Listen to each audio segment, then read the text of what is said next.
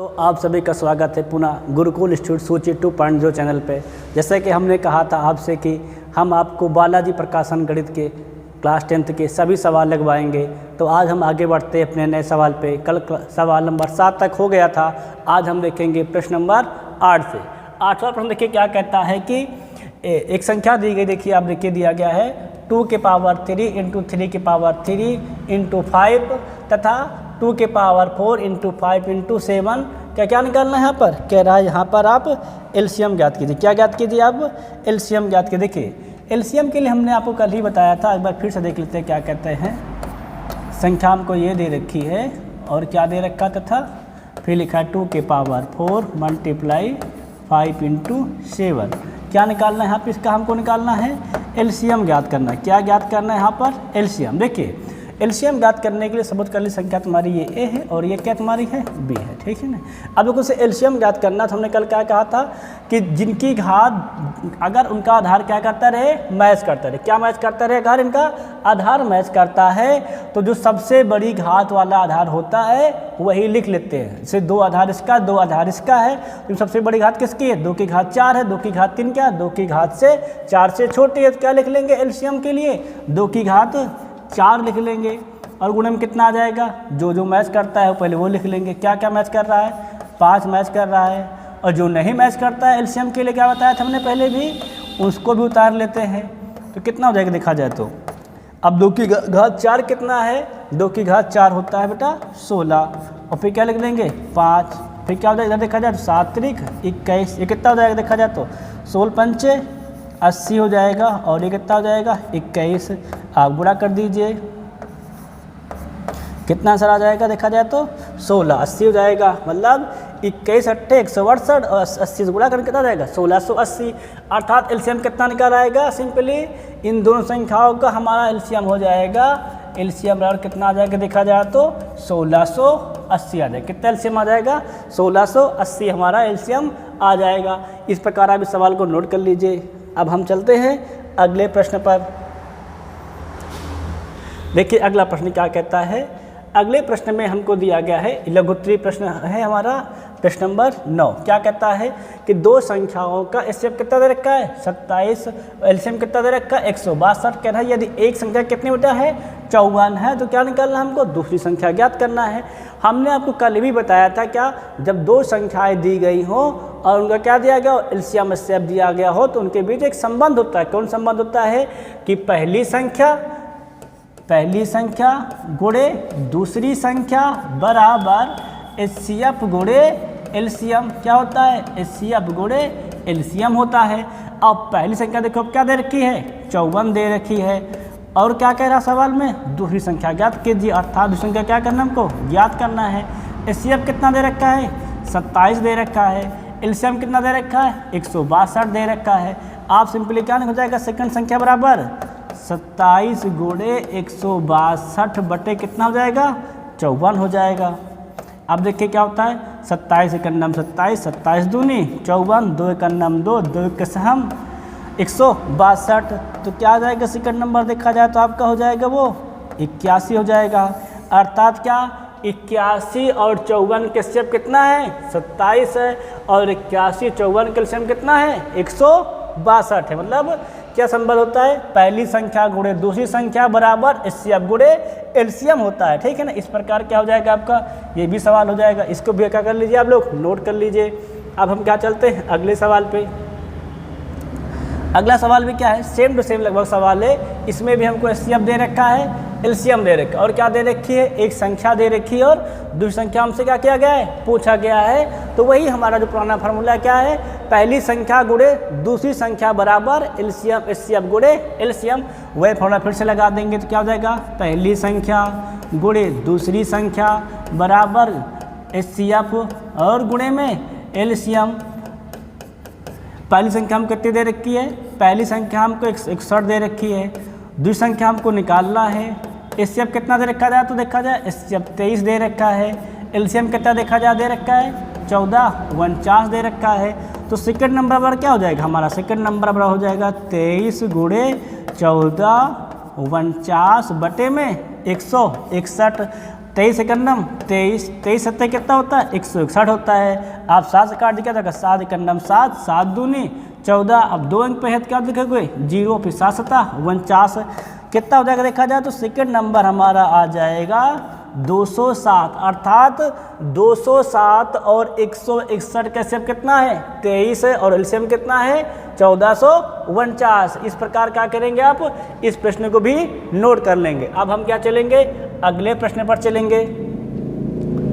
अगला प्रश्न देखिए क्या कहता है। अगला प्रश्न में फिर से ये दे रखा है एलसीएम दे रखा है, एलसीएम दे रखा है, एक संख्या दी गई और दूसरी संख्या आपसे पूछी गई है। आप क्या लगा देंगे फिर से फॉर्मूला लगा देंगे क्या पहली संख्या गुणे दूसरी संख्या बराबर एचसीएफ गुणे एलसीएम कर देंगे सिंपली। संख्या देखिए पहली संख्या कितनी दे रखी है पहली संख्या आपको 275 दे रखी है और सेकंड संख्या क्या करना आपको निकालना है। एचसीएफ कितना दे रखा है देखा तो 11 दे रखा है। एलसीएम कितना दे रखा है देखा जाए तो 7700 दे रखा है। तो सेकंड नंबर बराबर क्या हो जाएगा सेकंड नंबर बराबर हो जाएगा आपका 11 गुणे 7700 बटे 275। आप काट दीजिए कट जाए तो जैसे 11 से कट जाएगा 11 का नाम 11 11 दूनी 22 और 11 पचे 55। आप 25 से काट दीजिए क्या हो जाएगा 25 से नाम 25 25 तेई 75 कितना बचा 2 हो जाएगा 20 20 से पढ़ा जाएगा क्या लिख देंगे 0। फिर कितना हो जाएगा 200 कितना कट जाएगा 25 अट्ठे 200 क्या हो जाएगा सेकंड नंबर देखा जाए तो सेकंड नंबर हमारा हो जाएगा 308। कितना आ जाएगा 308। अर्थात 275 और 308 का कितना एचसीएफ है 11 है और 275 और 308 का एलसीएम कितना है 7700 है। इस प्रकार आप क्या करिए इस प्रश्न को भी नोट कर लीजिए। अब हम क्या चलेंगे अगले प्रश्न चलेंगे। देखिए अगला प्रश्न क्या कहता है संख्या 20,570 का अभाज्य गुणनखंड ज्ञात कीजिए। उसके बाद क्या कहता है अभाज्य गुणनखंड विधि से निम्न संख्याओं का एलसीएम तथा एचसीएफ ज्ञात कीजिए। तो पहला काम क्या है पहले हम लोग 20,570 का अभाज्य गुणनखंड ज्ञात करें। किसका ज्ञात करेंगे 20,570 का अभाज्य गुणनखंड ज्ञात करेंगे। भाग करिए 2 से 2 एकन्नम 2 0 2 दूनी 4 कितना बचा 1 कितना हो जाएगा 17 अर्थात 2 8 16 कितना बचा 1 कितना हो जाएगा 10 अर्थात 2 पंचे 10। आप किससे काट दीजिए देखा जाए तो 5 से काट दी सिंपली 5 दूनी 10 जाएगा नहीं क्या ले लेंगे 0। फिर 5 बचा 25 कितना बचा 3 कितना हो जाएगा ये 35 कितना बार जाएगा 7 बार 5 सत्ते 35। अब किससे कटेगा देखा जाए तो अब ये कट जाएगा 20 57 3 से तो कटेगा नहीं 9 से भी नहीं कटेगा क्या 11 से कट जाएगा 11 का नाम 11 किया जाए बचेगा 9 11 8 88 हाँ 11 से कट जाए काट दीजिए कितना हो जाएगा 11 का नाम 11 हो जाएगा कितना हो जाएगा 9 कितना हो जाएगा 95 फिर 11 8 88 कितना हो जाएगा 7 किसे कट जाएगा 70 अर्थात 11 7 70 11 से फिर कट जाएगा। फिर आप 11 से काट दीजिए कितना हो जाएगा 11 का नाम 11 और 11 7 77 हो जाएगा। फिर किससे कट जाएगा 17 से क्या हो जाएगा 17 का नाम 17। इस प्रकार का हो जाएगा सिंपली आपका हल हो जाएगा।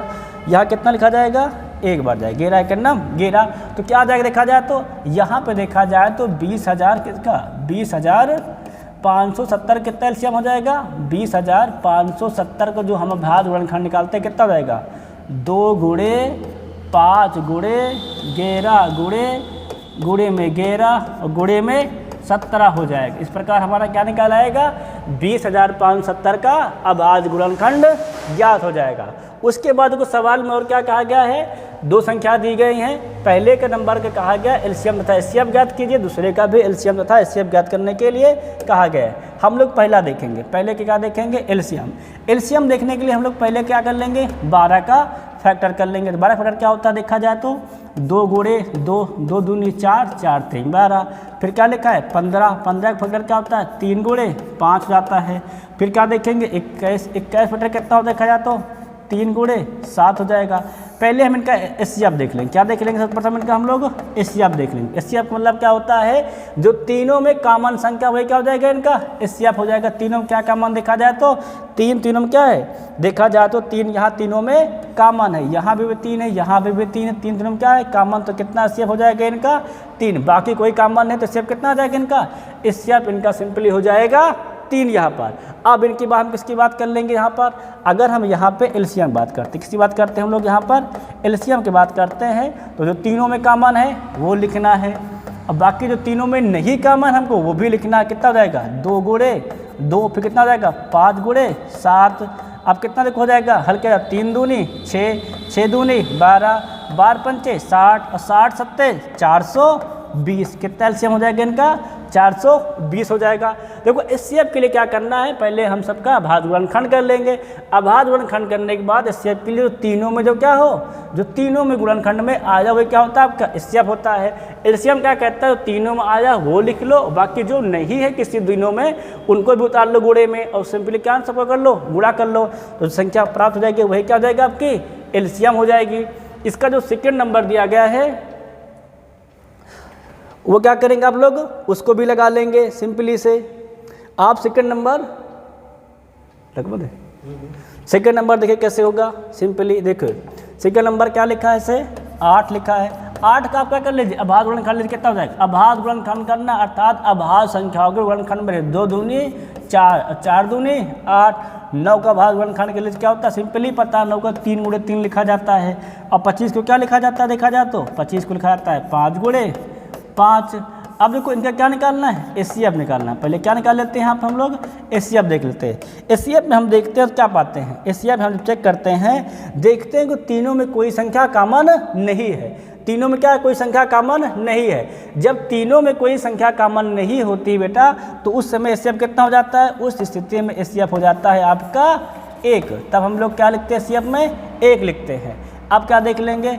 एलसीएम देख लेंगे। तो एलसीएम के तीनों में कोई कॉमन नहीं है तो को हटा देंगे, ठीक है ना? एक ही मतलब कोई मतलब ही नहीं गुणे में लिखा जाए तो। अब जो नहीं कॉमन है उनको पर लिख लेंगे। कितना हो जाएगा ये?